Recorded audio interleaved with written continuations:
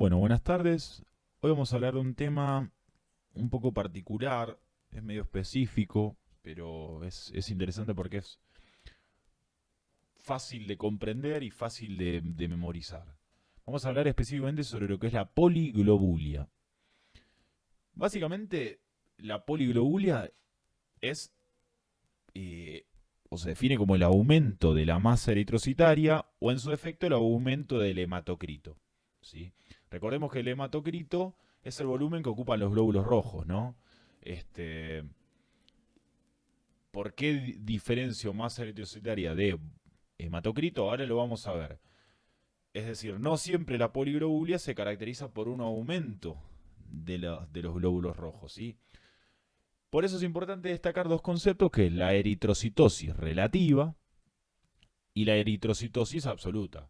Si dividimos la palabra eritrocito, glóbulo rojo, y el osis nos hace referencia a un aumento, ¿sí? Entonces, la eritrocitosis, ¿por qué sería relativa? Porque en realidad no es que los hematíes, no es que los glóbulos rojos están en aumento o haya más cantidad, sino que lo que sucede es que hay menos cantidad de plasma, ¿sí? De tal manera que pareciera que hay más glóbulos rojos.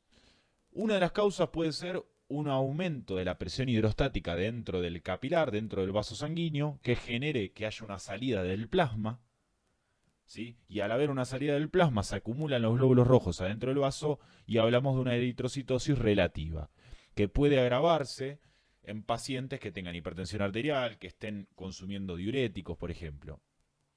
Ahora bien, en otros casos la eritrocitosis puede ser absoluta, es decir, realmente hay un aumento en la concentración de hematíes. Y puede ser primaria o secundaria. La primaria es independiente, recordemos que la eritropoyetina, ¿sí?, es una hormona, digamos, que va a estimular la síntesis de glóbulos rojos. En el caso de la eritrocitosis absoluta del tipo primaria, el aumento en la síntesis de glóbulos rojos es independiente de la eritropoyetina. ¿Y en qué caso se va a dar? En lo que se conoce, por ejemplo, como la policitemia vera. ¿Sí? Policitemia vera o policitemia eh, real, digamos.